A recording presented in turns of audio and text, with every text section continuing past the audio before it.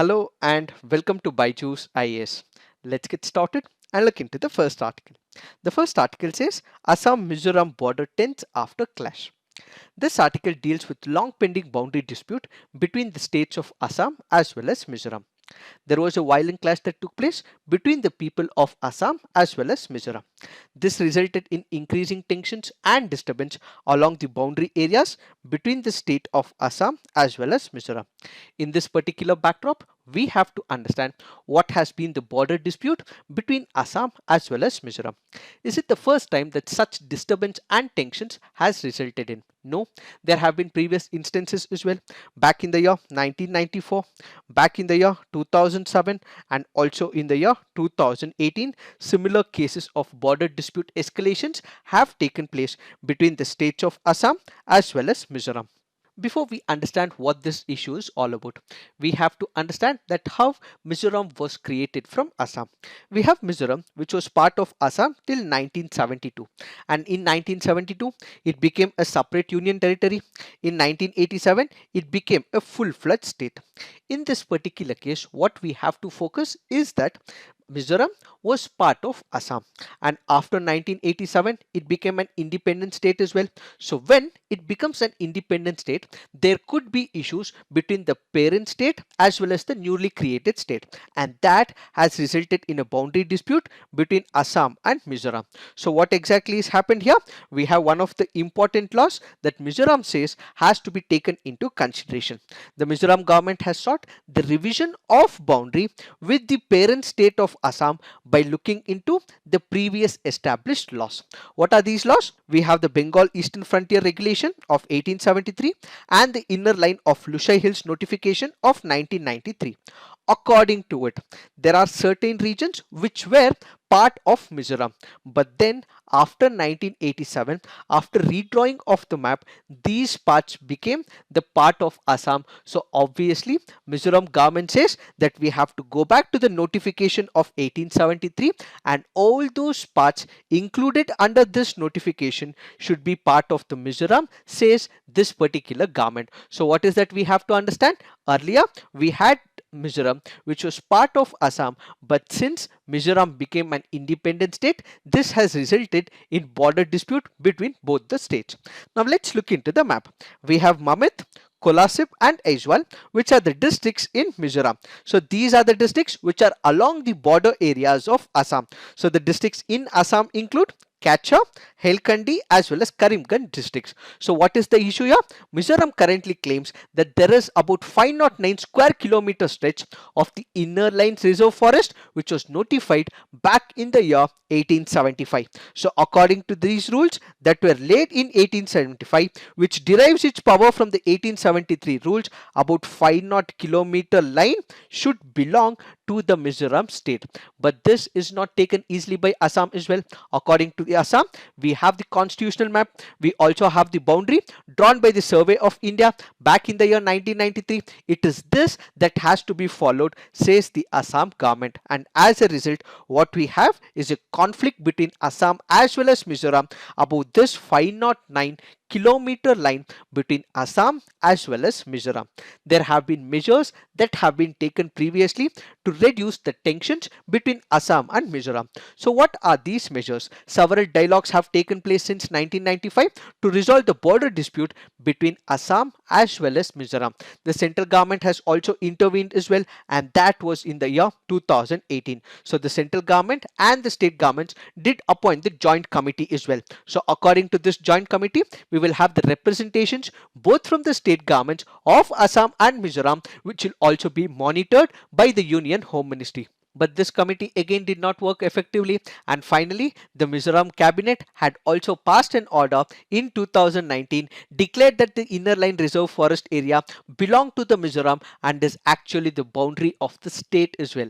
But that was again not taken easily by the state government of Assam. So this dispute has been continuing, haunting both the states of Mizoram as well as Assam as well.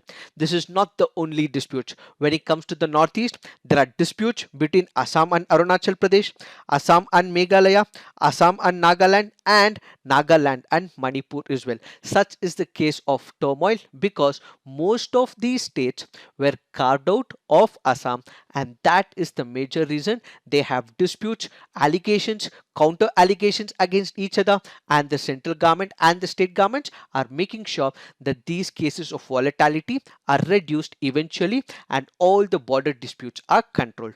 It is this that we have to understand with reference to this article. Now let's look into the next article. This article here is speaking about allegations made by Chief Minister of Andhra Pradesh. He has written a letter to the Chief Justice of India about two viewpoints. One is about Justice Ramana, the other is about the functioning of the High Court of Andhra Pradesh. Let's try and understand what is this issue all about. First, what does this letter contain? The Chief Minister has accused Justice Ramana of interfering in the functioning of Andhra Pradesh High Court. He says that Justice Ramana has favored former Chief Minister and Telugu Desam Party leader Chandrababu Naidu and has tried to destabilize the state government, accusing him of political biasness. So what does he accuse of? He says that Justice Ramana has political biasness and is supporting the former Chief Minister Chandrababu Naidu. That is the allegation made against Justice Ramana. Then when it comes to the High Court, he goes on to say that the Andhra Pradesh High Court had stayed the investigation into a first information report on a land deal that which happened in the state's new capital, that is in Amaravati. The Chief Justice of High Court has also issued a gag order with respect to the same FIR as well. The Andhra Pradesh High Court is learned to have struck down about 100 decisions, and that also includes making English compulsory in the government schools. Such has been the state of the High Court when it comes to the activities with the government accuses the Chief Minister of Andhra Pradesh. The Chief Minister of Andhra Pradesh also says that the High Court has also ordered for the reinstatement of the State Election Commissioner against the orders of the state government. Such is the allegation made by the Chief Minister of Andhra Pradesh. Why is this important for us? That is because we have the sitting Chief Minister who has written to the Chief Justice of India about a judge of the Supreme Court who eventually will become the Chief Justice of India.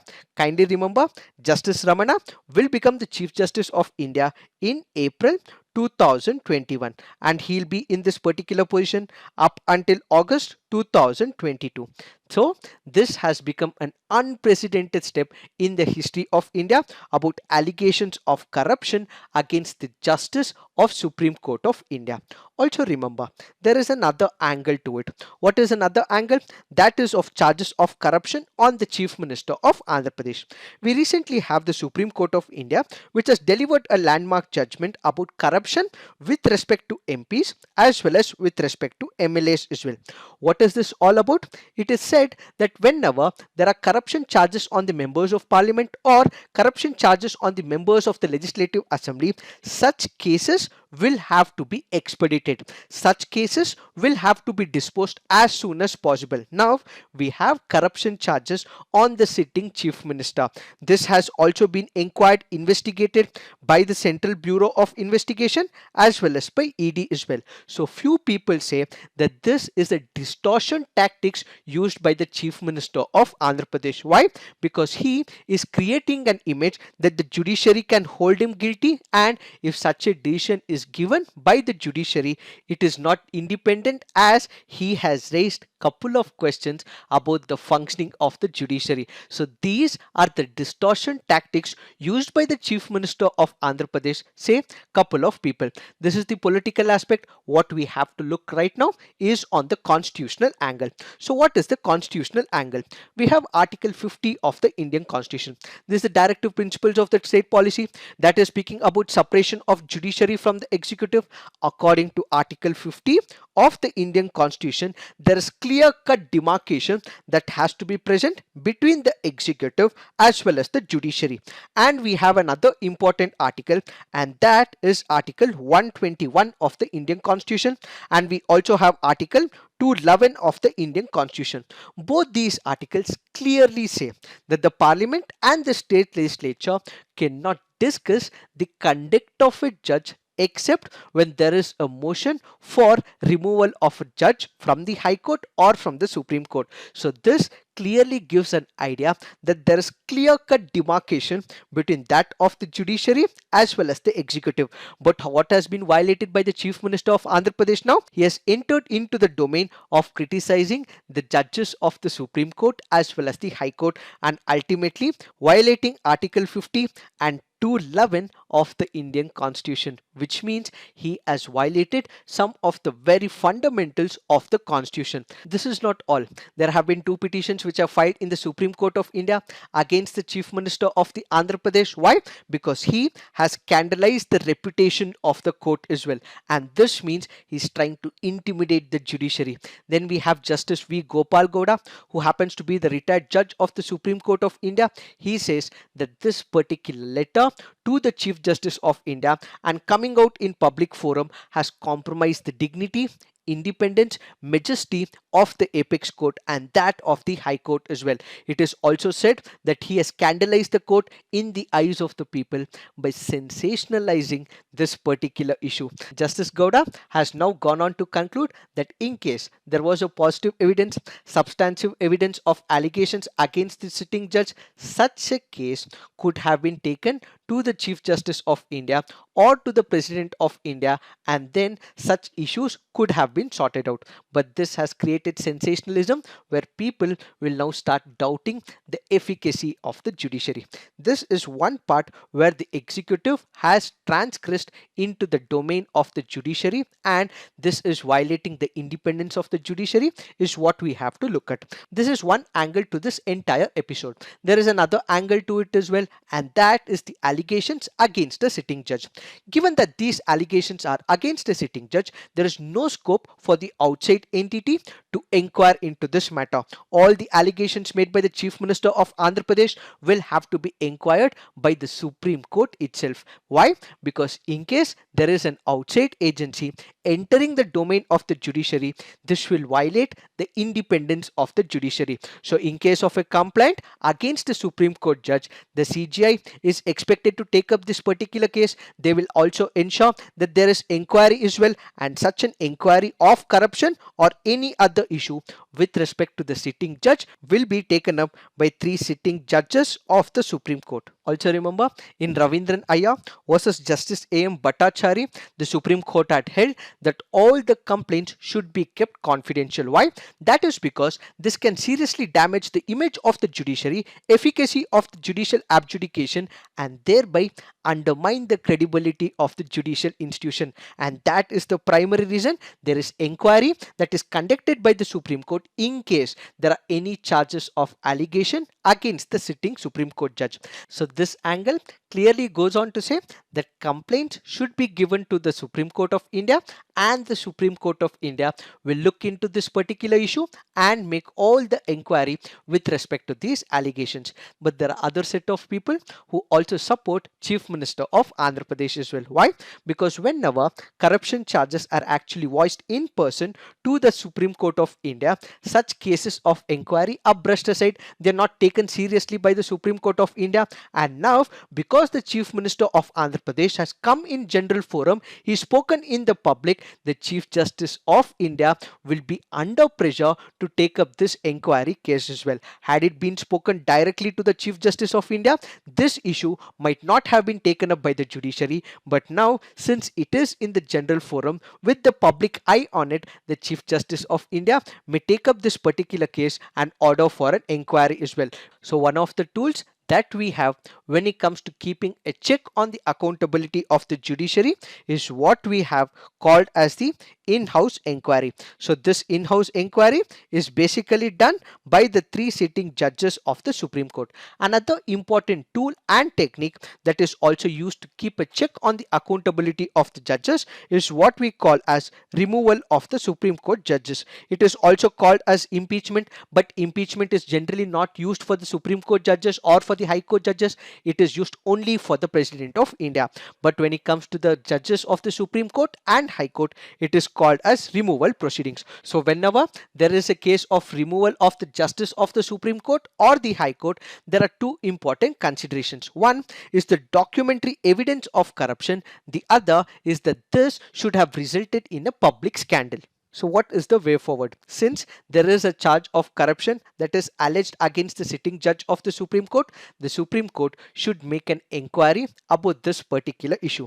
Also remember, as we initially discussed, this judge will become the Chief Justice in April 2021. So the three sitting judges will be junior to him, so they may not be capable of doing it, or there could be certain biases towards the upcoming Chief Justice of India as well.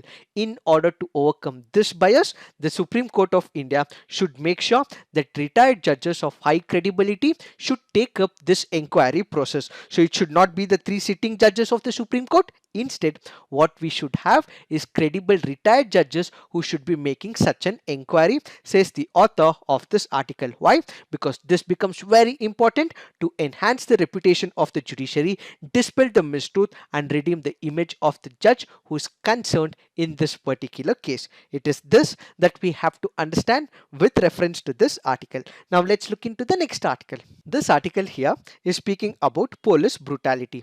Let's take some of the examples to substantiate this incident of police brutality. We have the thrashing of a Dalit Ahiwar couple. Where did it happen? It happened in Guna district in the state of Madhya Pradesh. Then we have torture of J. Benix and his father P. Jairaj, which happened in Thuthukudi district of Tamil Nadu, and eventually these two people also were killed by the police officers. Then we have Vikas Dubey, who was also killed by the Uttar Pradesh police in Kanpur. All these cases prove that there has been excessive case of police excesses, and they have not been respecting the rule of law which has been laid by the Constitution of India. Whenever such an incident has occurred in any of the states, what do we usually see? We have the superintendent of police who will be transferred, and few of them will also be suspended, and eventually down the lane all these cases will be forgotten. In this particular backdrop, what we have to look at is two important commission reports. One is the National Police Commission, the other is the Prakash Singh case that was filed in the Supreme Court of India. What is the major issue here? Whenever there is such incidents, whether it is in Tamil Nadu or whether it is in Madhya Pradesh or in the state of Telangana or any case for that matter, what exactly happens? We have the police commissions which will be immediately appointed. It can be Rebero Committee, it can be National Police Commission, or any commission for that matter. Whenever there is a case of torture or brutality inflicted by the police, what we will have is number of commissions and committees which will be immediately formed by the government of India or the government of the respective states. So all these committees will work hard. They will also give recommendations, and these recommendations will be put into the dust ultimately, and they will be part of the archives, says the author of this article.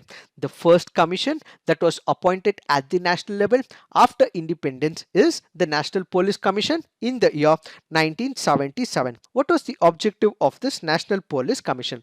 Basically, this will look into and inquire whether the structure of the policing system in India is right or wrong. In case it is wrong, suitable changes will also have to be recommended by the National Police Commission. So back in the year 1977, it came out with about 8 reports to the Ministry of Home Affairs from the year 1979 up until 1981. So what are the important recommendations given by the National Police Commission? This includes complaints against the police. Let's say, for example, there is a heinous act of torture that is committed by the police, or there is an incident of rape committed by the police themselves. In such cases, there has to be complaints raised against the police. So what would happen? There will be departmental inquiry, there will be an independent inquiry, or there will be judicial inquiry. So such is the complaints against the police officers. Then there is political control, which is also leading to gross abuses resulting in erosion of law, loss of police credibility, and that is because of the close nexus between the political masters as well as the police officers. Then there were guidelines for the avoidance of the vexatious arrests as well. What do we mean by it? Let's say, for example, there might be people who would have committed a crime. This particular person should have been ideally arrested and he should be put behind bars as well, but because they have close political connections, they come out of the jail. So what do the police do? They arrest some of the innocent person and he is put behind bars as well. Such is called as vexatious arrest, where an innocent person who's not committed a crime is put behind bar. So this particular report also gave an idea and guidelines for avoidance of the vexatious arrest. Then this National Police Commission also spoke about third degree, subjecting people to ill treatment and registration of FIRs in case of cognizable offense. Finally, it spoke about police accountability with continuous monitoring and evaluating whether the police are kept under check. So seven of these reports were all circulated to the state governments as well, and these state governments did not implement any of these National Police Commission's report. Then we have the Prakash Singh case, where he was a retired IPS officer who filed a public interest litigation in the Supreme Court of India in 1996 demanding the implementation of the National Police Commission's recommendation. In 2006, the Supreme Court issued a slew of directives on police reforms. So what are these directives? Directive number 1: constitute a state security commission to ensure that the states do not exercise unwarranted influence or pressure on the police. So what is a state security commission? Basically, you have the political executive who always interfere with the day-to-day affairs of the police functioning. So what this directive meant was that there'll be a broad guidelines given by the state executive, by the state government, and there'll be no constant interference by the state executive. So the main functions of the state security commission meant that they will issue a broad guidelines, evaluate the performance of the police, and prepare an annual report to be placed before the legislature of the respective states. So this will ensure that the state government does not exercise unwanted influence or pressure on the state police. Then we have directive number 2, which is to ensure that the DGP is appointed through merit-based transparent process and secure a minimum tenure of 2 years. Then we have directive 3, ensure that other police officers on operational duties are also provided a minimum tenure of 2 years. Directive 4, separate the investigation and law and order functions of the police. Directive 5, set up a police establishment board to decide transfers, postings, promotions, and other service related matters of police officer.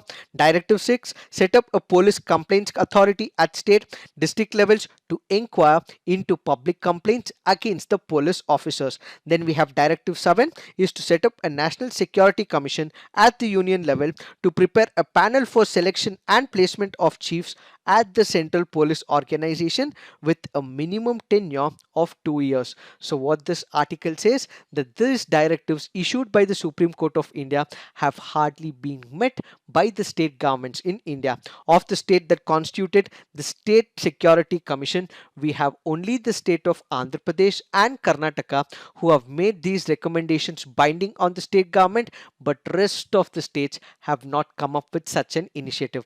Only 6 states have provided for the minimum tenure of the DGP. Rest of the states have not taken into picture as well, and many of the states have not even passed or allowed even a single directive to be implemented. This raises a couple of questions about what is called as placebo governance. So what is this placebo governance? Basically, whenever there is an issue, the government does not understand or address the root cause of that particular issue. Instead, it addresses only the symptoms. What do we mean by it? Let's take the example of police here. There is reforms that have to be initiated by the state government. There is reforms that have to be taken up by the state government to revamp the entire police structure. But what does the state governments do, or what does the union government do? It addresses only the symptoms. So what are the symptoms? This includes transfer of the personnel, this includes suspension of the personnel, or they even appoint commissions after commissions instead of addressing the root cause. So when a commission is appointed, they are supposed to make sure that all these recommendations are implemented, but they do not use these particular recommendations. Instead, they are chucked into the dustbin, or they become the archive recommendations as well. So what is that we have to understand? understand, when it comes to the placebo governance, the root cause of this particular issue is not addressed, but only appeasement to the people happens in the form of transfer, or in the form of suspension, or in the form of appointment of a committee or a commission. So ideally, when it comes to the placebo governance, it says that the government only wants to appease the people. This is what is also called as lollipop politics by Shekhar Gupta. So what is this lollipop politics? Basically, you have a law that is just passed for the sake of passing it without even addressing what is the root cause of that issue. So we have two issues here. One is what is called as the placebo governance. The other is what is called as the lollipop politics. So a lollipop politics is where the politicians, the political parties, the government just comes up with a law for the sake of it. And when it comes to the placebo governance, they don't address the root cause of it, but only address the symptoms to appease the people of the country. That is the placebo governance with respect to what we have in the police reforms as well. So going forward, the Supreme Court of India will have to come down heavily on the state governments, and the union government will have to make sure that all the directives issued under the Prakash Singh case are implemented by the state governments in India. It is this that we have to understand with reference to this article. Now let's look into the next article. This article here is speaking about the discretionary power of the governor and how this has been misused by the governor of Maharashtra. When it comes to COVID-19, Maharashtra has about 1.5 million cases and about 40,000 deaths. Both the tallies mean that they have the highest casualty rates when it comes to India. Since there was increasing cases of COVID-19 in Maharashtra, Maharashtra government suspended all religious activities in the state of Maharashtra. Now what is the issue? We have the Maharashtra governor who has written a letter to the chief minister demanding reopening the places of worship to the devotees against Maharashtra. This happens to be an unsolicited suggestion given by the governor of Maharashtra on opening religious places closed amid the pandemic. What is the concern because of this particular issue? There are three important issues surfacing this particular incident. What are those? One, whenever it comes to the governor, he is acting as a bridge between the central government as well as the state government.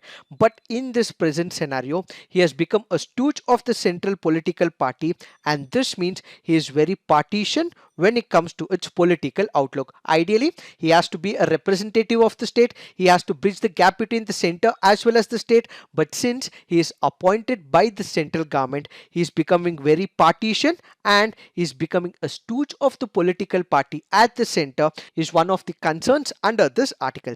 The second major concern is about the activities of the governor.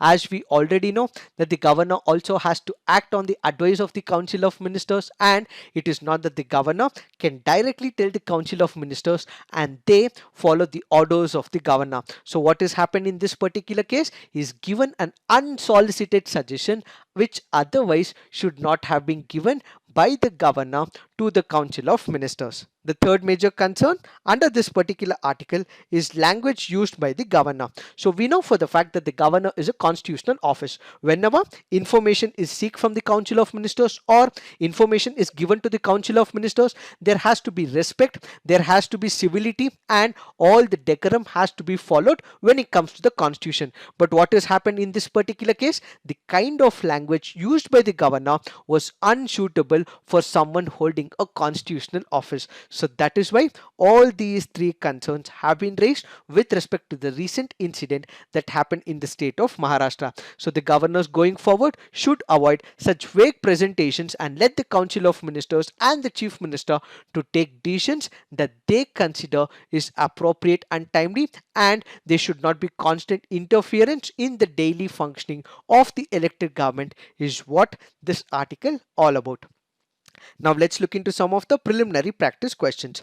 With reference to National Green Tribunal, which of the following statements is or correct? It is a specialized body equipped with necessary expertise solely for the purpose of adjudicating environmental cases.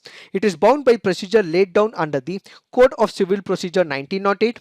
NGT is mandated to dispose the cases within 12 months of their respective appeals. Which of the statements are correct? The answer to this is one only. Why? That is because they need not be bound by the the procedure laid by the Code of Civil Procedure. That is one. The next one, it is not 12 months, but instead it is 6 months. Why have we taken this practice question? Because of the reference given under this article. This article here speaks about the evolution of the National Green Tribunal, and this year marks the 10th year since its inception. What is this article all about? Before the National Green Tribunal came into existence, we have couple of cases that were filed both in the Supreme Court of India as well as in respective high courts. This also resulted in increasing cases, and as a result there was pending cases both in the Supreme Court as well as in the High Courts, and all to do with environmental related cases. In order to overcome this issue, as laid out by the Supreme Court judgments in MC Mehta and others versus the Union of India and Pollution Control Board versus the Professor M.V. Naidu, both these cases clearly went on to say that we require expertise, we also require judges to be in a tribunal such that they would be able to take up all the cases with respect to the environment. So what did these judgments say? It said that we require a combination of judges, and at the same time we require the technical experts who would be able to adjudicate all the cases with respect to the environment, and in case there is a problem with the judgment, the same can also be appealed to the Supreme Court of India. That was what was laid, and eventually what we have is the establishment of the National Green Tribunal. So what has been the impact? This has led to breeding of legal practitioners who are able to take up all the important environmental cases and provide environmental justice to the people of India. Kindly remember, right to live with dignity also means that we require pollution free environment as well. They also protected vast areas of forest land, halted polluting construction as well, penalized errant officials who are not implementing all the laws when it comes to the environment, and finally protected the rights of the tribal communities as well. This has been the impact with respect to the establishment of the National Green Tribunal. Now let's look into the next practice question. Consider the following statements with reference to Prevention of Corruption Amendment Act of 2018. Giving and taking of bribe is now an offence. Gratification is limited to pecuniary gratifications and does not include non-monetary considerations. Which of the above statements are correct? The answer to this is one only. Why have we taken this practice question? Because of the reference given under this article. So kindly remember, under the previous Prevention of the Corruption Act, in case there is a person who happens to give a bribe, such was not considered as an offense, but under the new amendment, in case there is a person who offers the bribe, such person can also be susceptible as an offense as well. But in case there is a person who is coerced or he is forced to give a particular bribe, such person will also have to report the same within 7 days, and in case he does, that will not be an offense. And when it comes to the gratification, it is not only the pecuniary gratification, it also includes non-monetary considerations. That includes better posting, post-retirement benefits, gifts and favors not estimable in money can also be covered under the ambit of undue advantage. Now let's look into the next practice question. Which of the following passes are correctly matched? Sadna Pass, Jammu and Kashmir; Agil Pass, Leh and Ladakh; Niti Pass, Uttarakhand. The answer to this is 1, 2 and 3. Why have we taken this practice question? Because of the reference given under this article. Sadna Pass was earlier called as Nastunchan Pass, and this article currently says that women soldiers are employed to check drug smuggling along the line of control. So what are the new mechanisms used? Checking is carried at various positions, intelligence based operations are being carried out, and search and seize operations with respect to narcotics are also being employed with the help of narco dogs as well as x-ray machines as well. Now let's look into the next practice question. Arrange the following from east to west: Amman, Riyadh, Manama, Abu Dhabi. The answer to this is 4, 3, 2, 1. Now let's look into the next practice question. Which of the following countries have normalized their relationship with Israel? Syria, Jordan, UAE, Egypt and Saudi Arabia. The answer to this is 2, 3 and 4. This includes Jordan, UAE and Egypt. Why have we taken both these practice questions? Because of the reference given under this article. So kindly remember, when it comes to normalizing the relationship with Israel, we have United Arab Emirates, Bahrain, Egypt, as well as Jordan, which have normalized their relationship when it comes to Israel. And when it comes to arranging from east to west, we have Abu Dhabi, we have Manama, we have Riyadh, and finally we have Amman as well. Now let's look into the next practice question. Tides occur in the oceans and seas due to which of the following? Gravitational force of the sun, gravitational force of the moon, centrifugal force of the earth. The correct answer is 1, 2 and 3. So whenever there is action of all the three forces, this results in tides in the ocean. Now let's look into the mains practice question. In the light of allegations made against the sitting judge of the Supreme Court and the judiciary, discuss the tools and techniques available with the parliament and the judiciary to enforce judicial accountability. What do you understand by placebo governance? Illustrate with examples. So please write all your answers on the comment section. Peer review, come up with constructive criticism. This is it for today. Thank you for watching. All the best.